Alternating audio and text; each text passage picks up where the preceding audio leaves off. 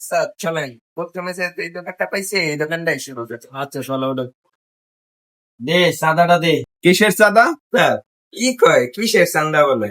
হেৎ মিয়া, এলাকায় ভালো করে ব্যবসা করতে হইলে চান্দা দিতে হইব, চান্দা দিতে হইব। কিসের চান্দা? এলাকায় ব্যবসা করলে চাঁদা দিতে হবে না?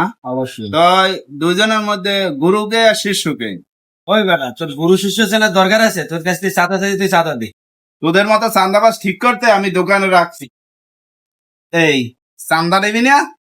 চাঁদা দিতে আসি। চাচা আপন পেন বাসা ওস্তাদ বাচ্চা থাকলে আবার দেখাইবি আমি যাই যাই। এই দাঁড়াও দাঁড়াও। কিরে শিষ্য তো দৌড় তোলে, আর ওস্তাদ তোর কি অবস্থা হইবে? আমি আর একটু সন্ধ্যা হয় মাসের দেখে।